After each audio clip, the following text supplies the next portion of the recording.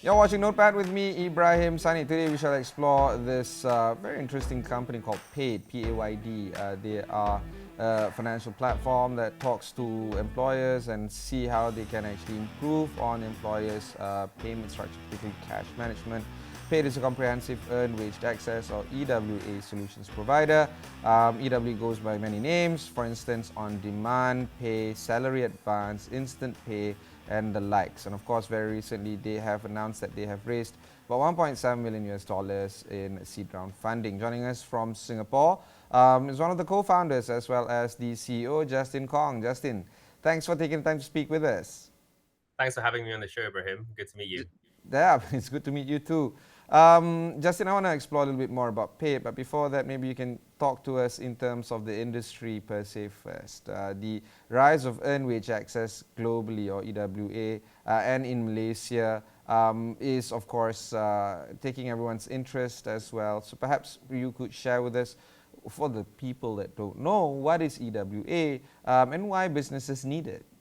Sure. So earned wage access is been around for about 10 years around the world. It's essentially salary on demand. With earned wage access, an employee no longer has to wait until the end of the month until they want to get paid. So we empower the employee to choose when they would like to get paid at any time during the month for the work they have already done. So we give them access to money that they have already earned and is rightfully theirs. At the end of the month, any withdrawals are deducted from their paycheck and they receive the balancing amount. So, earned wage access essentially relieves the stress of almost half the Malaysian population who live paycheck to paycheck and often run out of money before payday. Now, around the world, we've seen earned wage access succeed in every single continent. Some of the largest employers around the world, such as Walmart in the US and NHS in the UK, offer this to their employees. Now, why do Malaysian businesses need it? We've seen that Malaysian employers have been struggling with a few things. So, retention, attracting new talent, and improving productivity. COVID has made some of these changes even bigger, right? And some of the struggles even larger. So, some examples are the hospitality industry laid off a lot of workers during the pandemic and are struggling to hire new talent. And this has a direct impact on businesses. So, for example, with hotels, you hear stories these days about rooms being uncleaned, about room service taking a very long time to arrive. F&B and retail have been struggling to retain talent as employees frequently switch jobs. And hiring a new employee can cost up to 20% of an employee's annual salary due to recruitment and training costs. Employees are also more productive when they're less stressed and can focus on work. So, over 70% of employees report feeling financially stressed on a regular basis. Having access to their earned wages actually reduces their stress so that they can focus on work. Yeah, I want to learn. I want to learn more about the kind of stress that we're talking about. Is it real stress, or is it like one of those, noise that companies have to go through, and then we're just removing that noise by doing EWA? Yeah, no, it's real stress, right? So if you think about it, like something that can happen to anyone on a daily basis, whether it's your family is struck down with COVID or you have a tire puncture, all these unexpected kind of expenses. These are extremely stressful situations, and sometimes you're faced with a tough choice of either doing a COVID test or putting food on the table. By having access to earned wages, you can actually take out money that's rightfully yours instead of having to go to alternative sources such as going into debt or going to some sort of illegal money lender. All right, I want to learn more, a little bit more about the ideas of top financial trends and practices that you have experienced, particularly with your clients, and whether or not HR teams should familiarize themselves with these kind of financial trends moving forward. For sure. I think as a result of COVID, there have been a few key themes. So, one is falling income levels. I think household income fell by more than 10% during the pandemic. Household debt in Malaysia is about 89%, which is one of the highest in Southeast Asia. 89% of GDP. And more recently, there's been higher inflation levels due to macroeconomic conditions. So these are some of the key financial trends coming out, which may mean that employees may struggle to make ends meet on a month-to-month basis. We're going for one short break. When we come back, we'll discuss a bit more with Justin of Paid.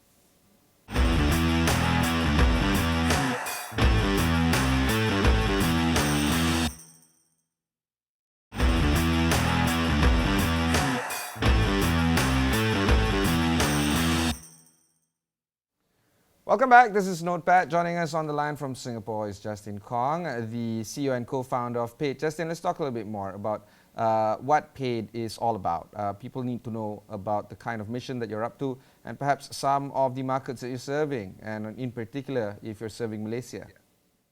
Yeah, so Malaysia is our core market. We've been around since September 2021, so we've been there for about 9 months. Since we launched, we grew from serving really small clients to serving larger employers of about 15,000 employees.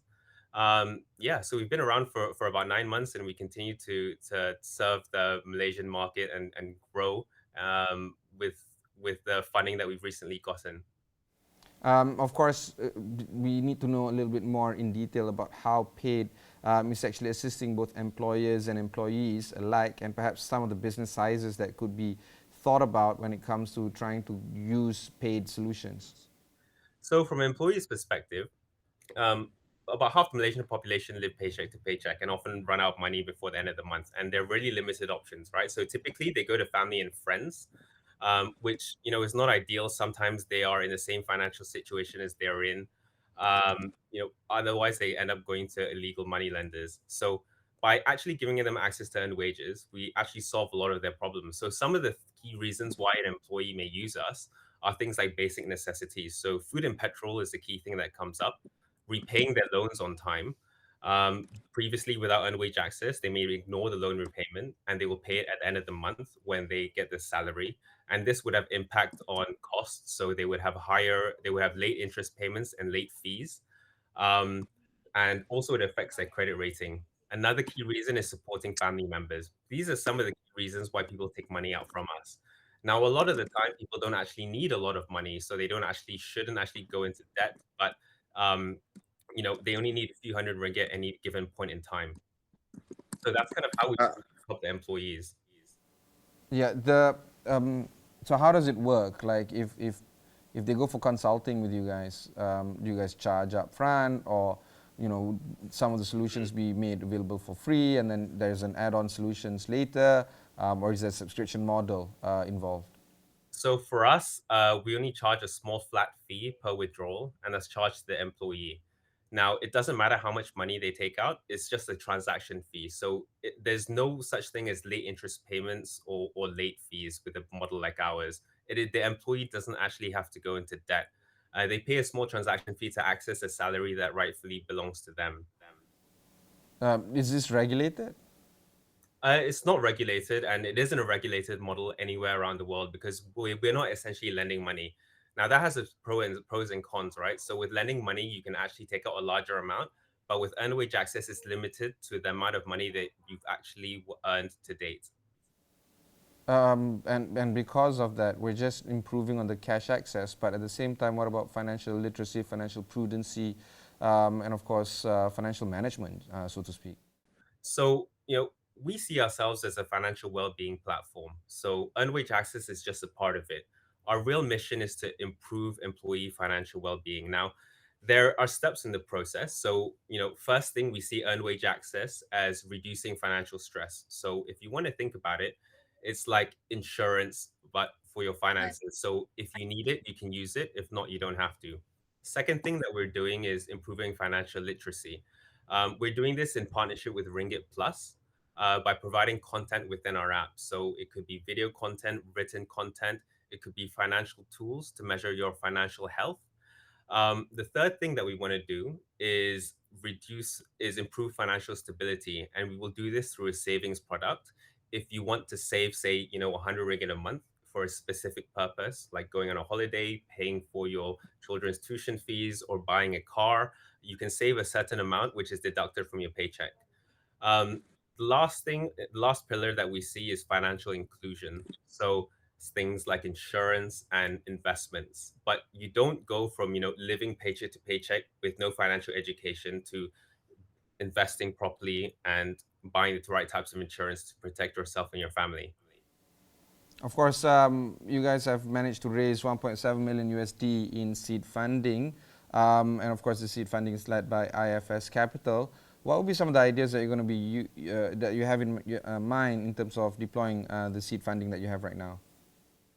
Yeah, so our seed funding mainly is used for growing our employee base. So, hiring new talent as well as developing our new products that I just mentioned.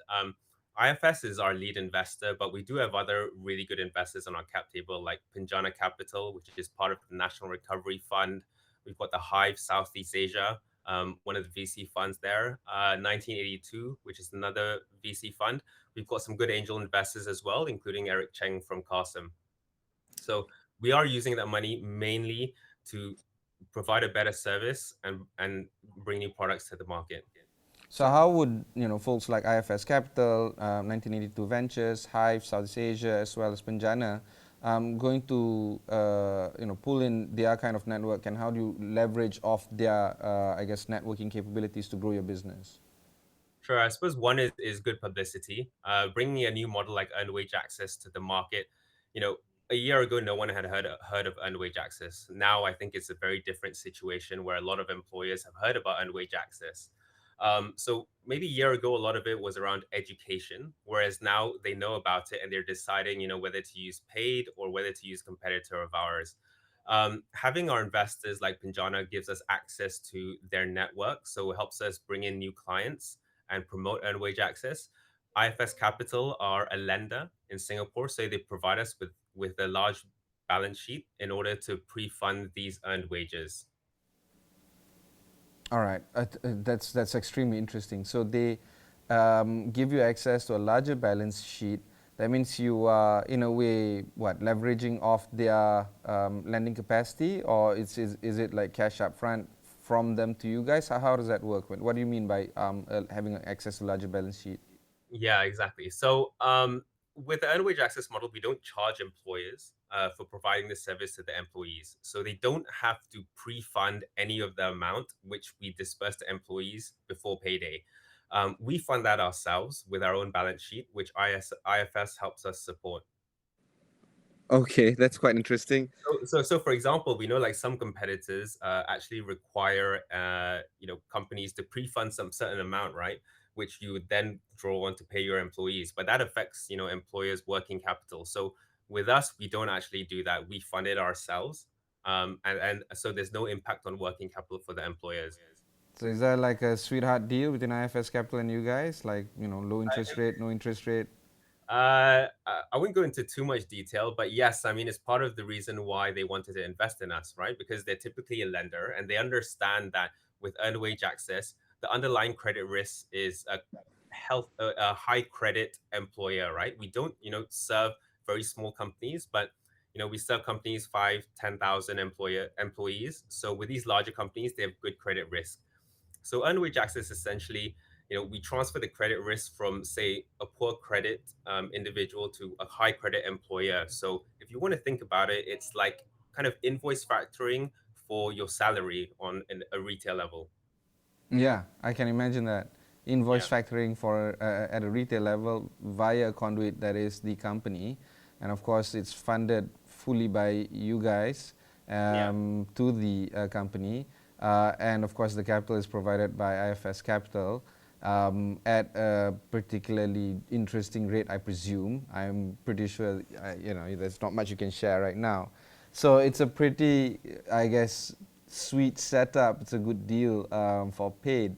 Do you feel that competitors might just take up this model themselves and then just roll out to the market using the kind of same setup? Maybe not with IFS Capital, but a similar kind of setup that they can suss out by themselves. Do you feel that this is a risk for you in terms of business manipulation, or not manipulation, I guess, business imitation? That's the word I'm looking for. yeah. I mean, there's always a risk of competitors coming to market, and there are competitors in Malaysia as well. And we don't think competition is a bad thing, right? Because competitors help us educate the market. I think, like I mentioned previously, a year ago when we were one of the first ones in the market, no one knew what earned wage access was. A lot of the sales process was what is it, and people trying to understand the business model. Whereas now people understand it. So in terms of people kind of trying to replicate the model, yes, but our model is B2B to C, right? So with a Yeah. B2B model, it is very sticky. So, once you sign up an employer, you don't really have a very high customer acquisition cost if you want to then roll out new products because you're really, really ingrained into their processes and the HR system. Now, one of the key benefits of paid is that we bring a lot of experience from international markets. So our CTO, for example, comes from WageStream, which is the largest earned wage access company in Europe. So, he oversaw expansion to the US, into Australia, and so on. So he's seen earned wage access work in a number of different markets. And globally, it can be very different, right? So, for example, in the US, Australia, Philippines, typically people get paid twice a month. In other countries, a lot of the time people are paid on shift-based work, so per hour on, every maybe one day you work 8 hours, one day you work 3 hours, another day you don't work, and you get paid on an hourly basis. But in Malaysia, things are a bit different. We see it's very common to get paid once a month, and 99% of the time people get paid on fixed salaries. Okay, and therefore that would present an opportunity for earned wage access to grow here in this country. Is that what you're alluding to? Yeah, most definitely. But even still, in those other countries where people get paid twice a month, we see a very strong demand for earned wage access. So we've seen it work all around the world, despite of how people get paid. But Malaysia, we feel that the market conditions are right for us because people get paid once a month, and sometimes they get paid in arrears. So say you work from the 1st to 30th, sometimes you only get paid a week later on the 7th, for example. So the cash crunch is real. Okay. We'll go for one more short break. When we come back, we'll discuss a little bit more with Justin of Paid.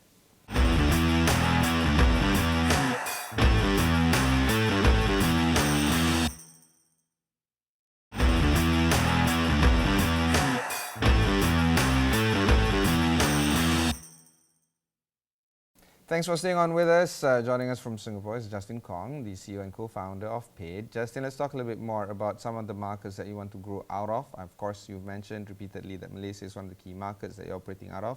And of course, with folks like Untitled Capital, they would want you to grow more here, I suppose, for the time being. But of course, being the recovery fund that they are, they do want companies that they are invested in via some of their partners, VC partners, to actually grow further. So what would be some of the areas that you're thinking of when it comes to growing the business right now? So Malaysia is a core market, where we have launched in Singapore already. So we operate in 2 countries, and we're looking at doing our 3rd country towards the end of this year. Now, I wouldn't want to disclose which of the country it is yet, but it is in Southeast Asia. So we are looking to be a Southeast Asian player. Do you feel that this needs to be regulated moving forward, considering that it isn't right now? Um, I I honestly don't think so because if you think about the regulation part, right, it mainly is to do with money lending. So what is the kind of risk to the person who's using the product? If you look at, say, a model like buy now, pay later, which I feel will be more regulated first, you are actually spending money that you don't have. You're encouraging kind of discretionary spend, say on, piece of clothing or something that you don't need. With earned wage access, you are drawing money which is rightfully yours. You've already earned. So there is already inherently a limit that you can take out. And there is no risk of an employee falling into debt. So there's no employee obligation to pay back. So, given that, what is the risk to employee? It's stress free. They don't have to worry about actually falling to debt or having late interest payments, unlike money lending or even buy now, pay later. If you don't pay, you have there is a kind of stick at the end of it where you have late interest fees and late payment fees. So because of this notion of money that is rightfully earned by the employee, you feel that there's not cause for regulation, and therefore it's just a matter of cash flow time management in that sense. That's it. Yeah. Yeah, especially because we only charge a flat fee, right? So we charge a transaction fee. The amount that we charge doesn't depend on the amount that individual takes out. I think because of that as well, we're fully Sharia compliant. Oh, hang on. This is interesting. Yeah. Because there is no debt obligation being incurred. Is that the reason why this is considered a Sharia compliant item? One is the debt, and two is the way we charge, right? So we know some earned wage access companies around the world maybe charge a percentage. So, say they charge 3% of how much you take out, whereas others like us, we only charge a flat fee. So we kind of position it as, you know exactly what you're paying very transparent in terms of the fees that you pay, and it doesn't vary. So, you know, we intentionally did this as well, and we didn't want to charge a percentage because we don't want to be associated to kind of lenders. You know, sometimes people, they see a percentage and they don't understand really how much they're paying to access this money. Yeah, so Sharia compliant mainly is the flat fee, and also no obligation to repay at the end. Fantastic. This is, don't get me wrong, I'm really rather intrigued by this model, not just the earned wage access, but the way Paid does it. That's why I find it quite interesting to get you guys on my show to talk more about this. But of course, the story has just only been starting to be told. There's a lot more that is in store for you. Any announcements that you want to make right now, or at least, you know, a little bit of a sneak peek into the kind of things that you're going to do over the next few months to come? I know the third market that you're going to roll out. My suspicion is Indonesia. Is it Indonesia? No, it's not Indonesia. I mean, Indonesia has a few large players. I mean, I know the founders as well of this company is Indonesia, but Yeah. you know, the reason why we're looking aside from that is So what's the third market then, Justin? Come on, spill the beans. I think we'd like to share it once we've actually gone in there. So maybe if we do another interview towards the end of the year, I'm happy to share. But it's another Southeast Asian market which we feel is extremely underserved. I think when we look at a new market, there are a few things, you know, like I think one we mentioned is how often people get paid. Another is mobile penetration. You know, do people interact with financial services through their mobile phone? You know, three is really their financial behavior, financial literacy levels. You know, do they have kind of a culture of living day to day, struggling to make ends meet? Are people looking to money lenders, right? Yeah. You know, like some of the stories that I hear in the market that we're going to, for example, is people take out money from money lenders. The person will take your ATM card from you. At payday, they will take out the money that you owe to them before. Sorry, that another individual holds the ATM card. Yeah, so you borrow money from someone, and you know, in kind of collateral, you give them your ATM card. Yeah. After the month you get on payday, they will take out what's theirs and they give you back the ATM card. Yeah, it's pretty nasty business actually. Anyway, Justin, I really wish you guys all the best, including your co-founder. And of course, like I said, the door is always open. Come on my show anytime. And that was Justin Kong, the CEO and co-founder of Paid, dialing in from Singapore. They are doing earned wage access. If you haven't heard of it, perhaps Google it right now, right after the show. There are also other shows like this on astro.com. Look for Notepad on that site. Until then, thanks very much for watching, and catch you in the next one.